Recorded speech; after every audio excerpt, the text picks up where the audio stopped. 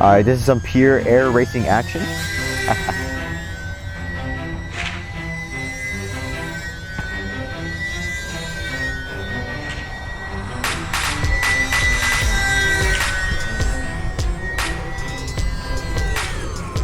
That's so cool. Alright guys, I have the Gee Bee plugged in on my Spectrum 2-cell 300 battery on my definitely safe connector. Everything works as you can see, so I have my aileron control, my elevator, my rudder. Barely have any rudder authority, but it's fine. I guess the safest way to take off is going to be from here.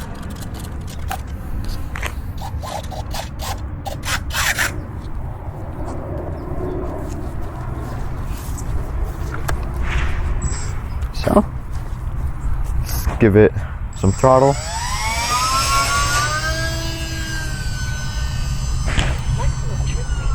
Let it fly.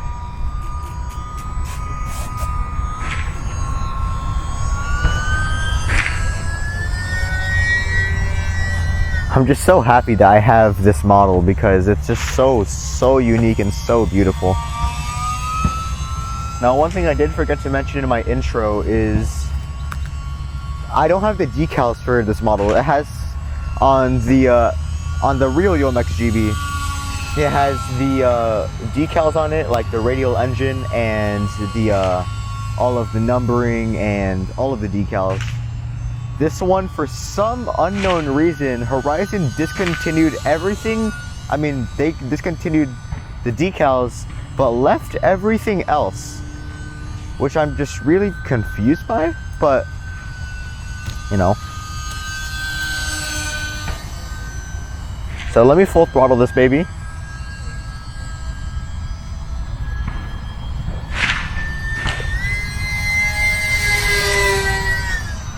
So for a 2-cell bird, it actually does have some speed. Let me do this again.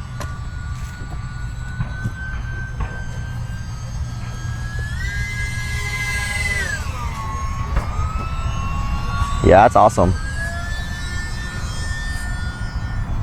It is also capable of some light aerobatics. It's not meant for it, but it can do it. Like inverted flying, you would never see this on a Gee Bee.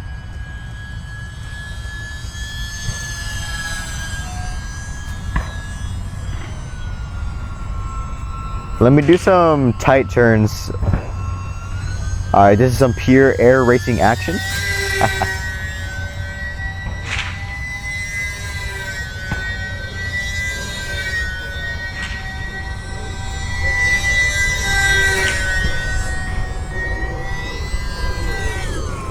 That's so cool.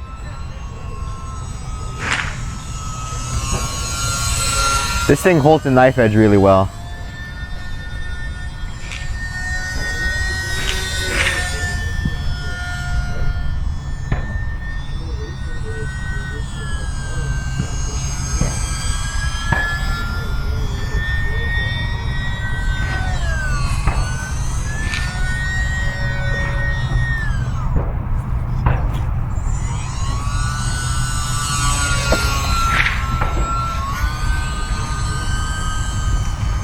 Oh, it's so nice flying it. It definitely needs a lot of space to stretch its legs. Like, I don't think you can fly it slowly and closed like my cul-de-sac or something.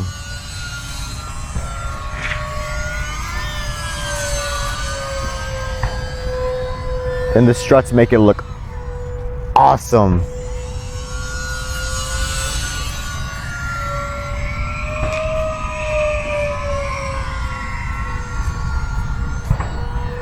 Jeez, that one's fast.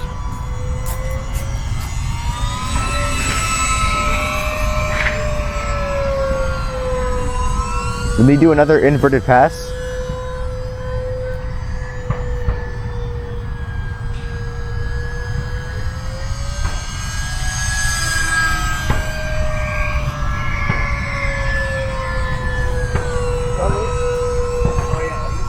Yeah, I just got here. Well, I'm gonna see at 7.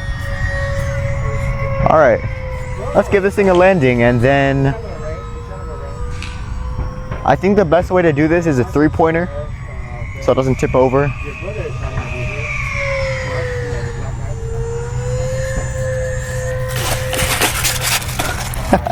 Came in a bit hot, but all right, so that was my flight, not maiden flight, but this was my flight on the E-Flite UMX Gee Bee, and I am so happy with this model. I will say that it's definitely not really my style of flying because, you know, I'm more lean towards the aerobatic side. I wouldn't say fully 3D, but I am lean more towards the aerobatic side. And this one is, you know, a racer airplane, so you're just going to be doing your knife edge, full throttling, going around. It'll be fun to put like little pylons around and race these things around, but I'm just happy with it because it looks awesome. I finally have this little airplane in my repertoire of unique RC airplanes, and this is probably going to take the cake for a little bit. Now, it just looks really beautiful. It does look a bit naked because, like I said in my flight, there's no decals on it because they discontinued it. I will be searching on like eBay or other places to see if they sell the decals, but probably not. But you know, you would have the radial engine that would go on the front of the cowling here, and then you would have your wing number here and the tail number. You would have all of the decals for this plane, but unfortunately they discontinued for some odd reason. But I can't complain. I have the base airframe, so still a 10 out of 10 model. So thanks for tuning in to John's RC. If you're new to this channel, feel free to like, comment, and subscribe. Bye guys, I'll see you in the next one. Hey guys, John here, and welcome back to John's RC. And this is more of a unique video. This is the E-Flite UMX Gee Bee, but I acquired this in not the right way you think someone would acquire a Gee Bee. Now, if you know anything about these little models, you would know that they don't make them anymore. Horizon's discontinued the Gee Bee, and normally when you find them online, they go for auction for a stupid amount of money, and at that point it's not worth it.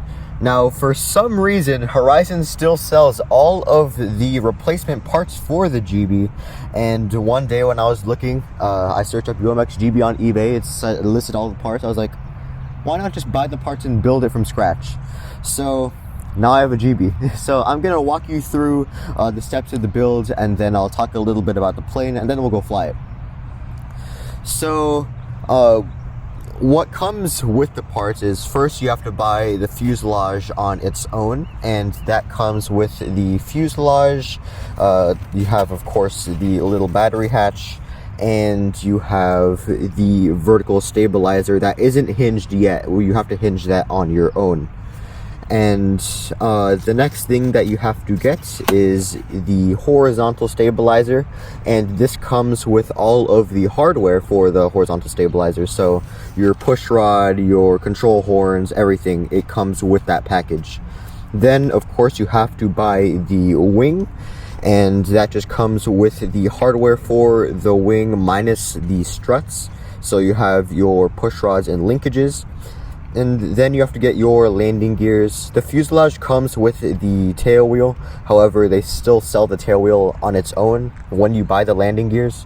So you have to buy your landing gears, and you just glue them on the back here. And then you have to buy these struts because believe it or not, these struts actually serve a purpose. If you can see from the side here, these wings are incredibly thin. So if you fly this without the struts, one, it's not going to look as good, and two, the wings are probably just going to fold itself over if you over G it. So these do serve a practical purpose, and it is actually super simple to install. First, you have to just link these up. It was a bit tedious because none of them were labeled, so you kind of just have to keep fitting them until the right one comes in. This one just goes from here to here. This one has a joiner where the tiny one's on the bottom of the wing, on the top of the wing, and then there's a little joiner tube that connects to three. Connects it to, this is one, and then this is one, and that just holds it in place. Same thing for the other side. Now the landing gear also has struts, and you can see the tiny ones go here. I actually did not install these properly because if you look from here, there is a bit of a bend, but it really doesn't matter. And then you have the two here. There's no joiner for this one, and they just go on like that. And then I just applied a little drop of medium CA. Thin probably would have worked better, but medium was what I had. Now for the electronics, I did not purchase the electronics. I actually harvested the organs of a UMX Carbon Cub SS. I think that's what it's called. It's the red and gray one. We had it for like 3 years. I totaled it and it's been in the garage ever since. So it still now lives in a Gee Bee. So you can see here, all of the electronics are from it. So you have my aileron servos. These are from the Carbon Cub. Now the wing is installed. You can see this little bottom bay. When you first buy the fuselage, this lifts up and you can access the inside of the fuselage from here, and then you can see the rest of the fuselage from here. So if you can kind of see down there behind the receiver, the aileron servos kind of shoot up into the fuselage, and then it connects back into the receiver board. And of course, with the UMX receivers, the elevator and rudder servo are already pre-installed onto the receiver. And so once I got my wing set up with all the ailerons working correctly, I went on to the elevator and the vertical stabilizer. I did the horizontal stabilizer first because it was already hinged. The first thing you have to do is just install the push rod, and it has a place to just stick it through, and it will just penetrate the little foam, and then you will glue the control horn into place. Now, what I didn't know about these UMXs after flying UMXs for so long is that the push rod and this little bend here are two different pieces. Now, I didn't know this. This is actually pretty standard for all of the UMXs now, though. So you have this straight push rod, and then there's a bit of heat shrink that attaches to this little extra piece, and then I just CA'd it to the original piece. I used heat shrink to shrink it down, and now it's good. But I didn't know that these were two individual pieces. I thought it was just one long control rod with a bend at the end of it. So the more you know. Same thing for the vertical stabilizer. However, I had problems centering it, and you can see that the push rod overlaps itself now because I bent it so much. It kind of looks like an RC car pin, but it works. So it does look a bit ugly, but it doesn't matter. Now, like I said, the hinges for the vertical stab are not pre-hinged. They actually hinge this one in a very unique way, unlike you can see like how they hinge the aileron or the elevator, where the hinge is actually a part of the piece. They used what looks like smaller CA hinges and like the CA tabs, and all I did was just put a little bit of CA on the hinge, and then I just insert it in, and now I have a good hinge on it and it doesn't separate anymore. Now for the front here, I did not use the electronics for the Carbon Cub. I did not use the motor for the Carbon Cub on this build because I realized that the Gee Bee actually used a slightly bigger motor. Now the Gee Bee uses a BL180 3600 kV brushless outrunner motor, and as opposed to, I think it's like a 2100 or 2600 kV, I forget what it is, but it is a slightly bigger motor, which makes sense because the Gee Bee is a racer airplane. So yeah, the motor just connects into the ESC part of the board, and I just shot this underneath, and so you still have more battery room. And for the connector, I already stole the connector off of my Carbon Cub, and I had to solder on a new 2-cell connector onto it. Now, as you can see, this is really, really ugly, and the electrical tip's already peeling. I forgot my heat shrink when I soldered the negative part of the connector, and it seems to work fine. I'll probably have to cut it off and solder it in again later because that's probably a little bit unsafe, but it's fine. I have to wrap it again anyway. Now, this model has a wingspan of 510 millimeters, and it has a length of 357 millimeters, and this thing is stupid light. It has a flying weight of 102 grams. Now, it probably is maybe a little bit over the marketed weight, because I did build this myself, and I probably use a bit more CA and a bit more glue than the factory used when this was still in production, but hey, it doesn't really matter. Now, the reason why I just really wanted this airplane was because it's just so unique. You really don't see RC Gee Bees of this size. I think this is the only one in existence for a UMX Gee Bee. I mean, a Gee Bee of this size in RC scale. And if you have flown a Gee Bee, you would know that Gee Bees are insanely tricky to fly, because you have the short coupled fuselage and just the airframe itself. You can see just by looking at this thing that this would be a bit daunting and a bit tricky to fly. And one other thing to mention that I just really like is the prop. It's not the standard black prop that they use on the planes. It looks more like an APC prop. It isn't an APC prop, but I just love the gray look to it. And yeah, so after everything was built, I did give this thing a flight already, just to see if it was worth making a video on it and seeing if it flew, and it does. So now let's do a second flight on camera.